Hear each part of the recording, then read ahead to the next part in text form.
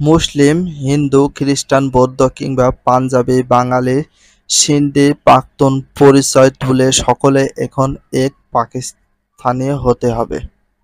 এটা হচ্ছে মুসলিম, হিন্দু, খ্রিস্টান, বৌদ্ধ কিংবা পাঞ্জাবি, বাঙালি, সিন্ধি, পাখতুন পরিচয় তুলে সকলে এখন পাকিস্তানি হতে হবে।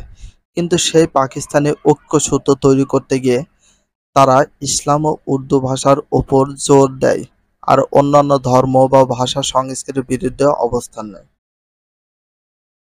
এমনকি বাংলা ভাষার সমৃদ্ধ সাহিত্য রবীন্দ্রনাথ, মাইকেল, বঙ্কিমের মতো গুরুত্বপূর্ণ সাহিত্যিকদের প্রতি তৎকালীন পাকিস্তান সরকার বৈরী অবস্থান গ্রহণ করে। বাংলা ভাষার সমৃদ্ধ সাহিত্য যেমন রবীন্দ্রনাথ, তারপর মাইকেল মধুসূদন দত্ত, বঙ্কিমচন্দ্র চট্টোপাধ্যায়ের মতো গুরুত্বপূর্ণ সাহিত্যিকদের প্রতি তৎকালীন পাকিস্তান সরকার বৈরী অবস্থান গ্রহণ করে।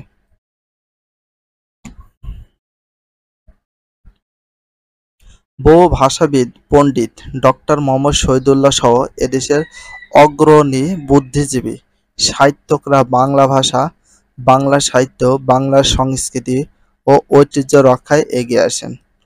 তাহলে বহু ভাষাবিদ, পণ্ডিত যেমন ডক্টর মোহাম্মদ শহীদুল্লাহ সহ এদেশে অগ্রগণী বুদ্ধিজীবী সাহিত্যিক বাংলা ভাষা, বাংলা সাহিত্য, বাঙালি সংস্কৃতি ঐতিহ্য রক্ষায় এগিয়ে আসেন। অনেকে তখনকার সময় এগিয়ে আসে। এই সময় ডক্টর মোহাম্মদ শহীদুল্লাহ একটি ভাষণে বলেছিলেন, আমরা হিন্দু বা মুসলিম যেমন সত্য তার চেয়ে বেশি সত্য আমরা বাঙালি। বলেছিল আমরা হিন্দু বা মুসলিম যেমন সত্য তার চেয়ে বেশি সত্য আমরা বাঙালি। এই কথা কে বলেছিল? ডক্টর মোহাম্মদ শহীদুল্লাহ। আমরা হিন্দু মুসলমান যেমন একটি ভাষণ, আমরা হিন্দু বা মুসলিম যেমন সত্য তার চেয়ে বেশি সত্য আমরা বাঙালি। এটি কোনো আদর্শের কথা নয়, এটি একটি বাস্তব কথা। প্রকৃতি নিজের হাতে আমাদের চেহারায় বা ভাষার বাঙালিত্বের এমন ছাপ দিয়েছেন যে তা মালা, তিলক, টিকিতে কিংবা টুপি, লুঙ্গি, দাড়িতে ঢাকবার জোটই নেই। পাকিস্তান স্বাধীন হওয়ার পর রাষ্ট্রভাষা কি হবে?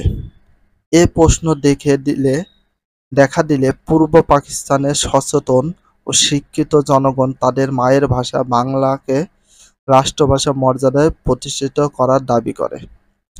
মানে পূর্ব পাকিস্তানের সচেতন শিক্ষিত জনগণ তাদের মায়ের ভাষা বাংলাকে রাষ্ট্রভাষা মর্যাদা দাবি করে।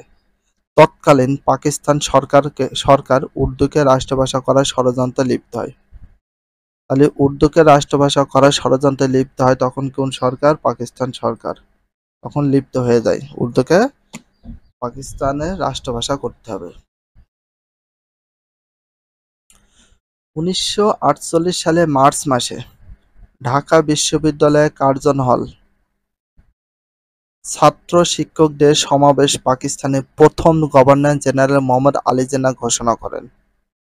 তাহলে কত সালে? 1948 সালের দিকে। কত সালের দিকে? 1948 সালের মার্চ মাসে ঢাকা বিশ্ববিদ্যালয়ের কার্জন হলে।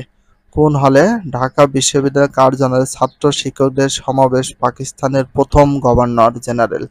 তাহলে পাকিস্তানের প্রথম গভর্নর জেনারেল কে ছিল? মোহাম্মদ আলী জিন্নাহ। তাহলে মোহাম্মদ আলী জিন্নাহ ছিল পাকিস্তানের প্রধানমন্ত্রী, প্রথম প্রধানমন্ত্রী ছিল।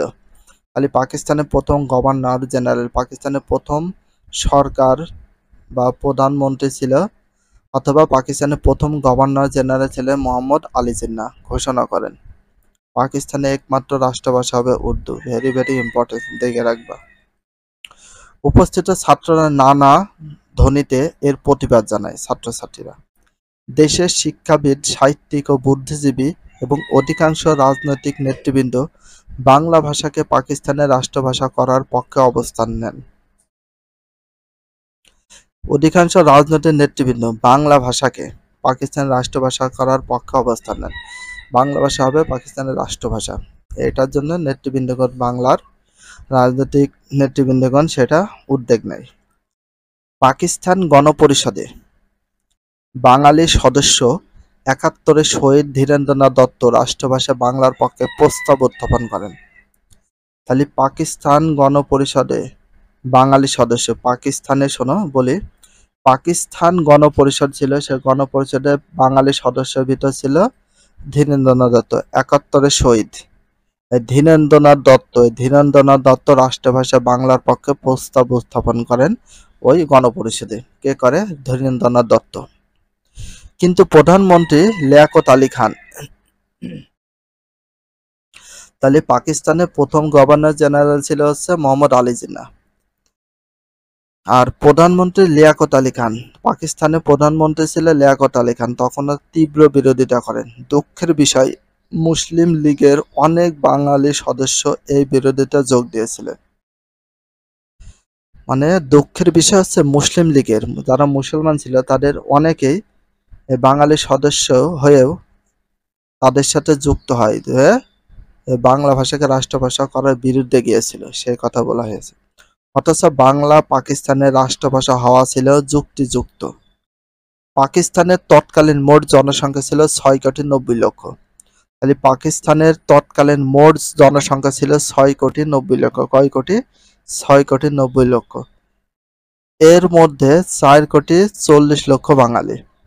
পাকিস্তানের তৎকালীন মোট জনসংখ্যা ছিল ৬,৯০,০০,০০০। পাকিস্তানের মোট জনসংখ্যা ছিল ৬,৯০,০০,০০০।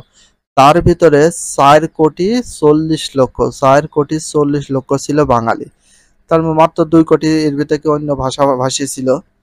তার মানে একটা জিনিস ভাবো, প্রায় ৫ কোটির কাছাকাছি এখানে ৬-৭ কোটির ভিতরে ৫ কোটির কাছাকাছি দেখো বাঙালি ছিল, কিন্তু বাংলা উচিত ছিল রাষ্ট্রভাষা করা। বাকি ২.৫ কোটি মানুষের মাতৃভাষা উর্দু ছিল না। যে ২.৫ কোটি ছিল তাদের মাতৃভাষা কিন্তু উর্দু ছিল না, ওর ভিতরে ছিল হিন্দি ছিল, তারপরে উর্দু ছিল, ইংরেজি ছিল, সব মিলে ছিল। দেশের সংখ্যালঘু জনগোষ্ঠী ভাষাকে সংখ্যাগুরু বাঙালির উপর চাপিয়ে দেওয়ার চেষ্টা করেছিল পাকিস্তানের শাসক গোষ্ঠী। বাঙালিরা কেবল বাংলা ভাষাকে পাকিস্তানে একমাত্র রাষ্ট্রভাষা হওয়ার দাবি করেনি, তারা উর্দুর পাশাপাশি রাষ্ট্রভাষা বাংলা ভাষার স্বীকৃতি চেয়েছিল। উর্দুর পাশাপাশি রাষ্ট্রভাষা হিসেবে বাংলা ভাষার স্বীকৃতি চেয়েছিল, কিন্তু দাবি করেনি। মাতৃভাষার অধিকারের জন্য এদেশে একাধিক উদ্যোগের কথা জানা যায়। এর মধ্যে প্রগতিশীল রাজনীতিবিদ ঢাকা বিশ্ববিদ্যালয়ের ছাত্রদের সমন্বয়ে সর্বদলীয় রাষ্ট্রভাষা সংগ্রাম পরিষদ গঠিত হয়। প্রগতিশীল রাজনীতিবিদ ও ঢাকা বিশ্ববিদ্যালয়ের ছাত্রদের সমন্বয়ে সর্বদলীয় রাষ্ট্রভাষা সংগ্রাম পরিষদ গঠিত। এর নেতৃত্বে ছাত্র তরুণদের মধ্যে সক্রিয় ছিলেন কাজী গোলাম মাহবুব, শওকত আলী, গাজীউল হক, মোহাম্মদ তোয়া, আব্দুল মতিন, বঙ্গবন্ধু শেখ মুজিবুর রহমান প্রমুখ।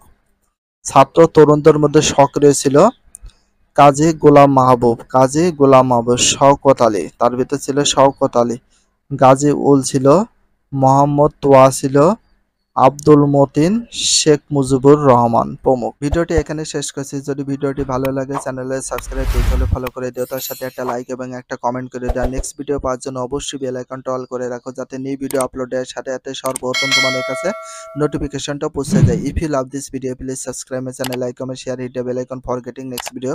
So everyone take care, love you, আল্লাহ হাফেজ, বাই বাই।